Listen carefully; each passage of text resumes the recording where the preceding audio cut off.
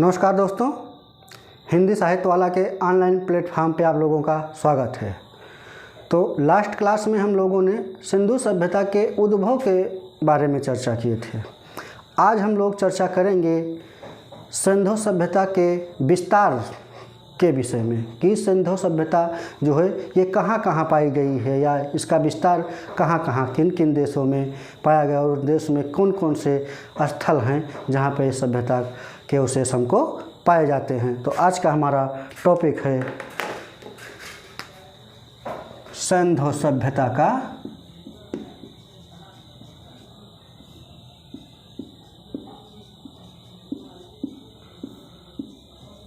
विस्तार। ये हमारा टॉपिक है। तो जैसा कि हम लोग जानते हैं कि सिंधु सभ्यता भारत और पाकिस्तान के साथ ही अफ़गानिस्तान में भी इसका विस्तार था और अफ़गानिस्तान में इसके दो स्थल सोर्तुगुई और मुंडीगाक ये पाए गए हैं। हालांकि विद्वानों को कहना है कि सिंधु सभ्यता के विस्तार में अफ़गानिस्तान को नहीं रखना चाहिए, ये दो स्थल जो मिले हैं अपवाद स्वरूप इसको रखना चाहिए। तो मुंडीगाक और सोर्तुगुई, अगर हम सोर्तुगुई की बात करें तो ये जो है आक्सस एवं कोकचा नदियों के संगम पर है। आक्सस एवं कोकचा नदियों के संगम पर है। ये दोनों स्थल जो मुंडीगाक और सोर्तुगुई हैं ये हिंदू कुश पर्वत के उत्तर में स्थित हैं और यहाँ से जो सोर्तुगुई है ये आक्सस और हमने बताया आक्सस और कोकचा नदियों के संगम पे स्थित है और यहाँ से जो है जुते हुए खेत में पटुए के बीजों से एक जुता हुआ खेत यहाँ पे पटुआ या जिसे आप गांव में कहते हैं, तो पटुए के बीजों से भरा हुआ एक खेत मिला है। जो जुता हुआ खेत है वो पटुए के बीज से भरा हुआ है और यहीं सोर्तुगुई से ही नहरों के प्रचलन का साक्ष्य, सूक्ष्म खेती और व्यापारिक बस्ती का भी साक्ष्य हमको मिलता है। और मुंडीगाक की अगर हम बात करें तो ये अरघनदाब नदी के किनारे स्थित है और इसका उत्खनन जे.एम. कसाल ने किया था। तो हम देख लेते हैं अफ़गानिस्तान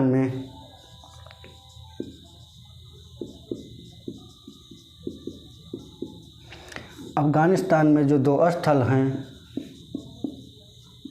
सोर्तुगुई और मुंडीगाक, ये दो स्थल जो है अफ़गानिस्तान में हैं और हमने बताया ये दोनों स्थल हिंद कुश पर्वतमाला के उत्तर में स्थित हैं।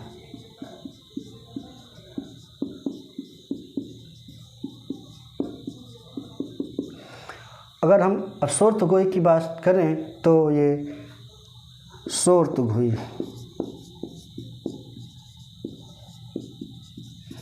ये आक्सस एवं कोकचा नदियों के संगम पर स्थित है और यहीं से पटुए,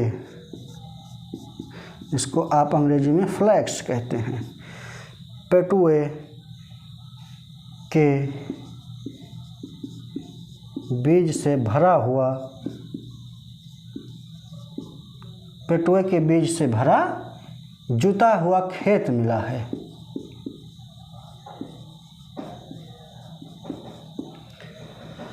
ये सोर्तुगुई से हमको मिलता है जो है। आगे अगर हम देखें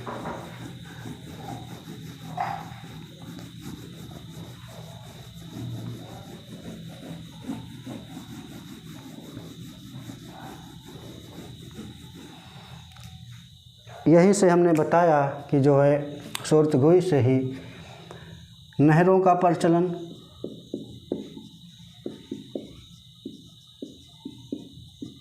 शुष्क खेती, जिसको आप कहते हैं ड्राई फार्मिंग, और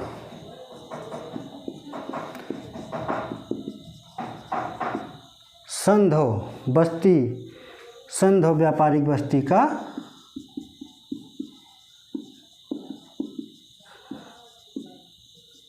साक्ष्य मिला हुआ है।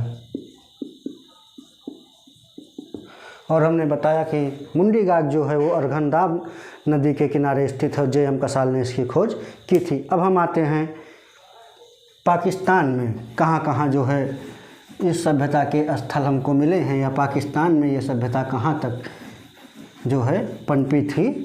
तो पाकिस्तान, अगर पाकिस्तान में हम देखें तो दक्षिणी बलूचिस्तान,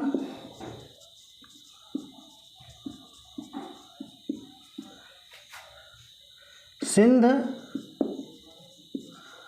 और पंजाब, इन राज्यों में या इन जगहों पर सिंधु सभ्यता का विस्तार हुआ था। अब हम दक्षिणी बलूचिस्तान की बात करें तो दक्षिणी बलूचिस्तान में सोतका केंदोर, सोतका को, डाबरकोट और बालाकोट और नूनदौरी ये प्रमुख स्थल हैं। तो दक्षिणी बलूचिस्तान में अगर हम देखें तो सिंधु सभ्यता के कौन कौन से स्थल हैं, तो सोतका केंदोर, सोतका को,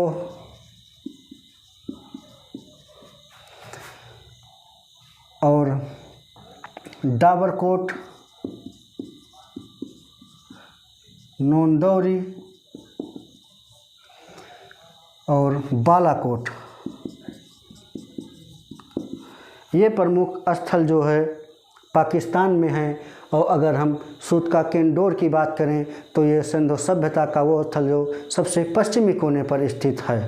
सोतका केंदोर कहने का मतलब ये है कि सोतका केंदोर जो है वो सिंधु सभ्यता का सबसे पश्चिमी स्थल है और ये दास्क नदी के किनारे पर स्थित है। और इसकी खोज आर्ल स्टाइन ने किया था और इसको सिंधु जो है व्यापार का चौराहा भी इसको कहते हैं। तो अब देखते हैं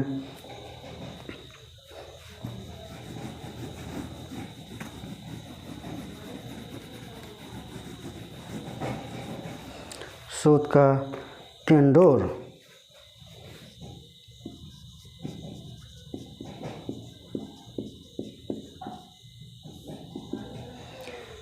ये जो है दक्षिणी बलूचिस्तान में दास्क नदी के किनारे स्थित है। आर्ल स्टाइन ने इसको खोजा था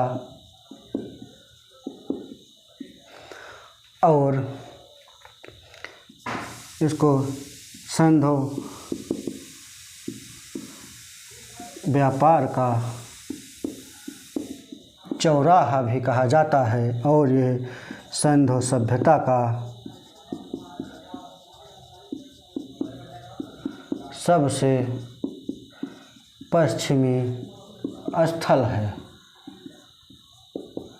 तो ये सोतका केंदोर के बारे में हमने बताया कि जो है, और सोतका कोह की अगर हम बात करें तो ये सादी कौर नदी के किनारे पर स्थित है।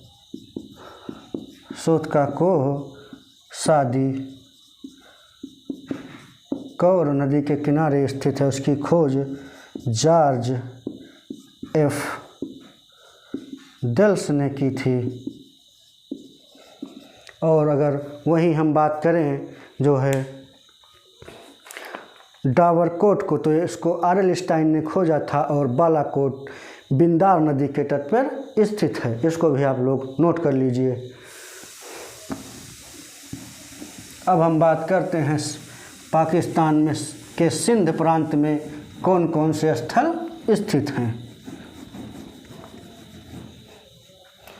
पाकिस्तान के जो है सिंध प्रांत में कौन कौन से स्थल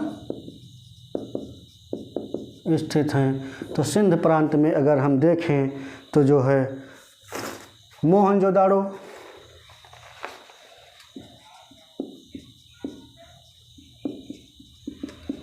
मोहनजोदाड़ो, चाहूजोदड़ो,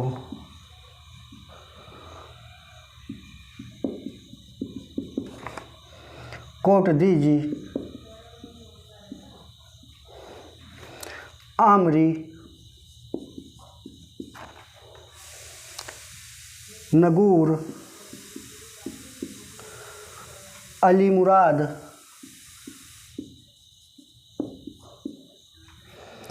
थारोअरोदड़ो,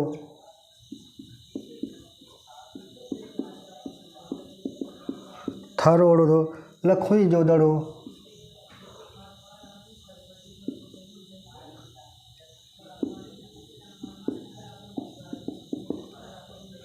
योम, जुडेरेदड़ो, जुडेरो, जुडेरजोदड़ो, जुडेरजोदड़ो। ये पूरा स्थल जो है सिंध प्रांत के पाकिस्तान के सिंध प्रांत में स्थित है। और आप लोग एक ध्यान देने वाली बात ये है, अगर जहाँ जोदड़ो या दड़ो जो लिखा है वो अगर कहीं भी मिले तो आप लोग जान जाइए कि वो स्थल सिंध प्रांत में स्थित है। अगर अब हम पाकिस्तान के पंजाब प्रांत की बात करें तो पंजाब प्रांत में कौन कौन से स्थल है उसको हम लोग देख लेते हैं। अब पाकिस्तान के पंजाब प्रांत में कौन कौन से स्थल हैं? हड़प्पा, डेरा इस्माइल खान, डेरा इस्माइल खान, रहमान ढेरी, गुमला, गमला नहीं लिखिएगा, गुमला, गुमला, जलीलपुर, गुमला, जलीलपुर एवं चक पूर्वा नेसियाल।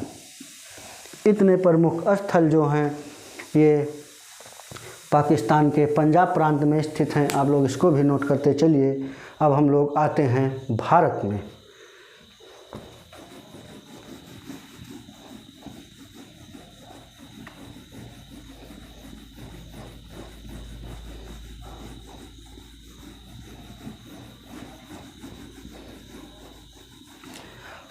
अगर हम भारत की बात करें तो भारत में सिंधु सभ्यता के स्थल जम्मू कश्मीर, उत्तर प्रदेश, महाराष्ट्र, राजस्थान और गुजरात यहाँ पाए गए हैं। अब हम देखते हैं कि भारत में सिंधु सभ्यता का विस्तार कहाँ कहाँ था। तो भारत में जम्मू कश्मीर,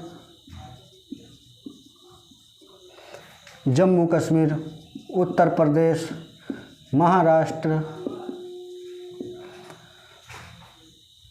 राजस्थान, पंजाब, हरियाणा, गुजरात, यहाँ पे जो है हड़प्पा सभ्यता या सिंधु सभ्यता के स्थल हमको मिले हैं। अब हम देखते हैं कि एक एक राज्यों को उठाते हैं और देखते हैं कि कहाँ कहाँ ये मिले हैं। अगर हम हरियाणा की बात करें, सबसे पहले हम हरियाणा को ही ले लेते हैं। तो हरियाणा की बात करें तो राखीगढ़ी, बनावली,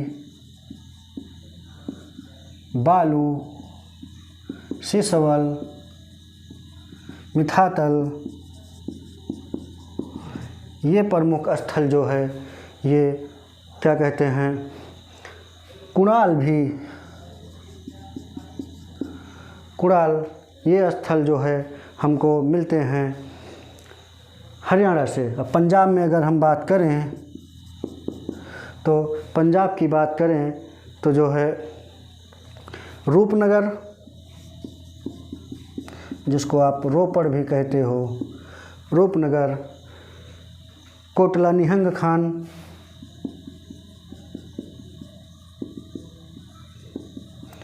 चक 86, फिर बाड़ा,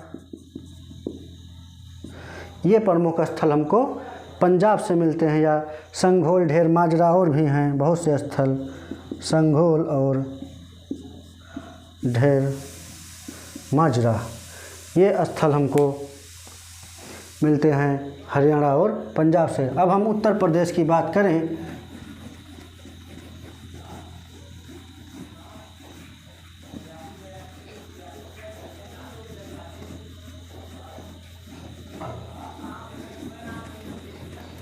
उत्तर प्रदेश, तो उत्तर प्रदेश में आलमगीरपुर ये मेरठ में पाया गया है और आलमगीरपुर ही सिंधु सभ्यता का सबसे पूर्वी स्थल है। और बड़गांव एवं हुलास सहारनपुर में और मांडी ये मुजफ्फरनगर में पाया गया है। उसके बाद अगर एक हम और स्थल की बात करें सनौली, ये तो उत्तर प्रदेश के बागपत ज़िले में पाया गया है। तो मांडी जो पूरा स्थल मुजफ्फरनगर में स्थित है, वहाँ से सर्वाधिक मात्रा में सोने के सिक्के मिले हैं। और आलमगीरपुर हमने बताया कि ये हिंडन नदी के किनारे स्थित है और ये सिंधु सभ्यता का सबसे पूर्वी स्थल है। और जो सनौली है बागपत ज़िले में, ये यमुना नदी की द्रोणी में स्थित है और ये सिंधु सभ्यता से संबंधित प्रथम, उत्तर प्रदेश में सिंधु सभ्यता से संबंधित प्रथम मानव समाधान स्थल है। और हाल ही में यहाँ से रथ की प्राप्ति हमको हुई है। तो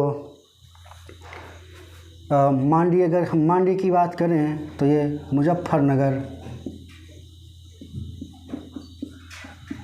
में स्थित है और ये यहाँ से सर्वाधिक मात्रा में स्वर्ण सिक्के हमको मिले हैं। आलमगीरपुर की अगर बात करें तो आलम सही से लिख देते हैं, आप लोगों को आसानी होगी। आलमगीरपुर ये मेरठ में स्थित है, ये हिंडन नदी के किनारे और ये सिंधु सभ्यता का सबसे पूर्वी स्थल है। फिर आते हैं सनौली, उत्तर प्रदेश के बागपत ज़िले में,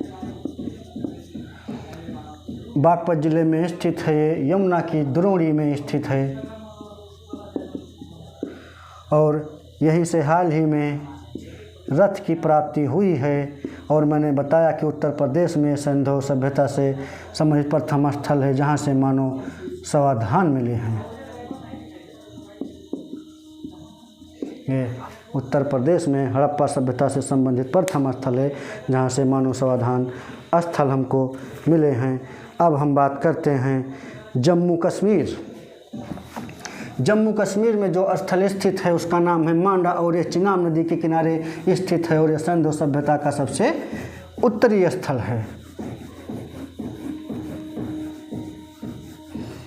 मांडा सिंधु सभ्यता से सबसे पूर्वी स्थल है और ये चिनाब नदी, जेपी जोशी एवं मधुबाला ने इसको खोजा था। तो जम्मू कश्मीर में अगर हम बात करें तो मांडा नामक स्थल है, ये चिनाब नदी के किनारे स्थित है। जेपी जोशी एवं मधुबाला ने इसको खोजा था। मधुबाला आप एक्ट्रेस, बॉलीवुड की एक्ट्रेस में समझिएगा, ये पुरातत्वविद थी और ये सिंधु सभ्यता का सबसे उत्तरी छोर पर स्थित स्थल है। अब हम बात करते हैं कि गुजरात में कौन कौन से स्थल स्थित हैं। तो गुजरात में अगर हम देखें तो स्वतंत्रता के बाद सबसे ज़्यादा स्थल हमको गुजरात में ही मिले हैं और यहाँ से परिपक्व हड़प्पा चरण के 18 स्थल और परिवर्ती हड़प्पा चरण या उत्तर हड़प्पा चरण के 120 स्थलों की प्राप्ति हमको हुई है। और धौलावीरा, सुरकोटदा, देसलपुर, कुंतासी, रंगपुर, लोथल, रोजडी, नागेश्वर एवं प्रभास पाटन आदि जैसे स्थल हमको गुजरात से मिले हैं। तो गुजरात में देख लेते हैं कौन कौन से स्थल हमको नहीं बोल दिए हैं, क्या लिखना है। और अगर हम राजस्थान की बात करें तो राजस्थान में कालीबंगा जो है बहुत महत्वपूर्ण स्थल है और गुजरात में धौलावीरा बहुत इम्पोर्टेंट स्थल है। और अगर हम महाराष्ट्र के दाइमाबाद की बात करें तो यह सिंधु सभ्यता का सबसे दक्षिणतम स्थल है, जो कि परवरा नदी के किनारे स्थित है। तो अब हम एक ग्राफ के माध्यम से समझते हैं।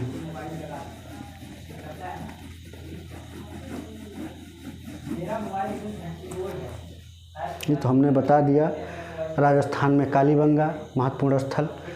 अब अगर हम ग्राफ के माध्यम से इसे देखें तो उत्तर में मैंने बताया कि जम्मू कश्मीर में मांडा, ये चनाब नदी के किनारे स्थित है। पूर्व में जो है हमने बताया आलमगीरपुर, ये यमुना की सहायक हिंडन नदी। दक्षिण में मैंने बताया महाराष्ट्र में दाइमाबाद या दाइमाबाद,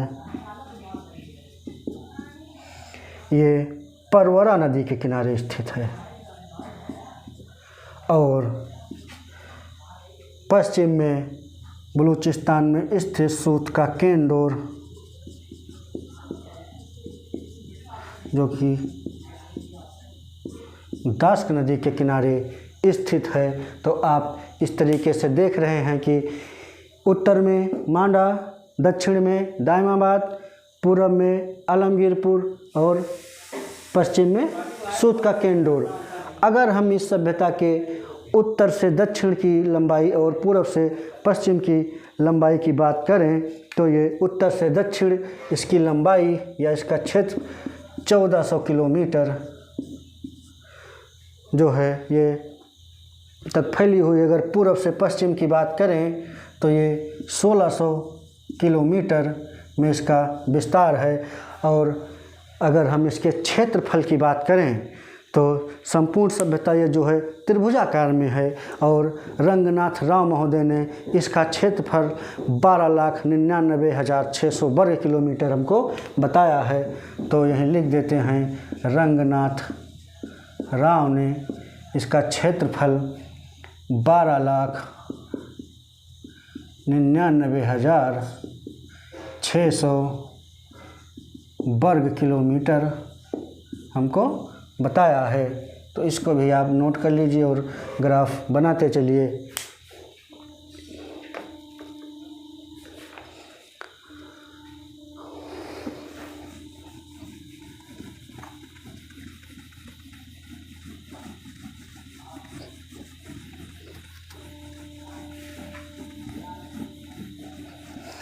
अगर हम इस सभ्यता के अब तक ज्ञात पुरास्थलों की बात करें तो लगभग 2800 से ज़्यादा पुरास्थलों की जानकारी हमको हो चुकी है। इनमें से कुछ स्थल प्राक हड़प्पा चरण के हैं, कुछ स्थल परिपक्व हड़प्पा चरण के और कुछ स्थल उत्तर हड़प्पा चरण के हैं। अगर हम जो है कुछ स्थल ऐसे भी हैं जो तीनों कालों से संबंधित है, अर्थात प्राक हड़प्पा चरण, परिपक्व हड़प्पाई चरण और उत्तर हड़प्पाई या परवर्ती हड़प्पाई चरण से संबंधित हैं। अगर हम इनकी बात करें कि वो कौन कौन से स्थल हैं जो कि तीनों कालों से संबंधित हैं, तो हम उसको भी देख लेते हैं कि वो कौन कौन से स्थल हैं जो तीनों कालों से संबंधित हैं। तो वो है हड़प्पा, मोहनजोदड़ो, हड़प्पा, मोहनजोदड़ो जो है, सॉरी ये नहीं, जो तीनों कालों से संबंधित हैं वो है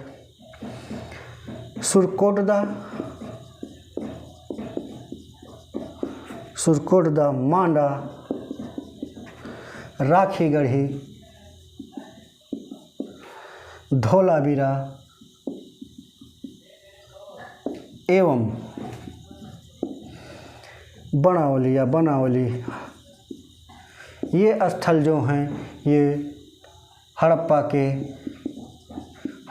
चरण के तीनों कालों से संबंधित हैं। कहने का मतलब जो तीनों काल हैं, प्राक हड़प्पा चरण, परवर्ती हड़प्पा चरण, प्राक हड़प्पा चरण, परिपक्व हड़प्पा चरण और परवर्ती हड़प्पा चरण। और अगर हम कुछ स्थलों की बात करें जो नगर के रूप में विकसित हुए थे, तो उनको भी हम देख लेते हैं कि वो कौन से स्थल हैं जो सिंधु सभ्यता के जो नगर के रूप में विकसित हुए थे। तो जो नगर के रूप में विकसित हुए थे वो हैं हड़प्पा,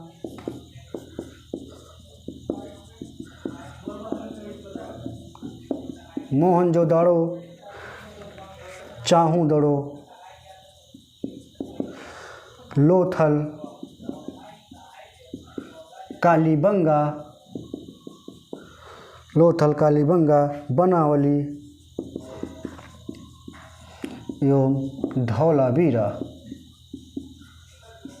इनको सिंधु सभ्यता के नगर स्थल की संज्ञा दी गई है या नगर की संज्ञा दी गई है, ये जो स्थल हैं।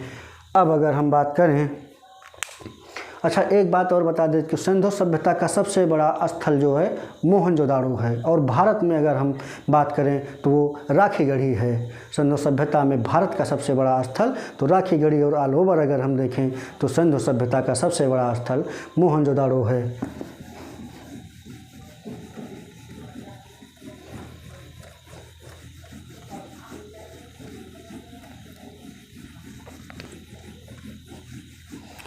और एक इम्पॉर्टेंट बात और कि सिंधु सभ्यता से लगभग हमको 3700 उत्कीर्ण सामग्रियाँ मिल चुकी हैं, जिनमें से 50% मोहनजोदाड़ो से, 37% हड़प्पा से और 13% अन्य जो है जगहों से मिली हुई हैं। तो इस प्रकार अगर 87% सामग्रियाँ जो उत्खनित हुई जो मिली हैं, उसके 87% सामग्रियाँ हमको मोहनजोदाड़ो एवं हड़प्पा से ही मिली हैं। तो देख लेते हैं कि जो अब तक हड़प्पा सभ्यता से हमको 3700 के लगभग सामग्रियों की प्राप्ति हो चुकी है, जिनमें से 50% मोहनजोदड़ो से, 37% हड़प्पा से, और अगर हम इन दोनों को मिला दें तो 87% संयुक्त रूप से इन्हीं दोनों स्थलों से मिली हैं। और 13% सामग्रियों की प्राप्ति अन्य स्थलों से हुई है। तो ये था हमारा टॉपिक सिंधु सभ्यता का विस्तार। तो आज के लिए इतना ही। नेक्स्ट टॉपिक पे हम चर्चा करेंगे सिंधु तिथि के बारे में। तब तक के लिए धन्यवाद।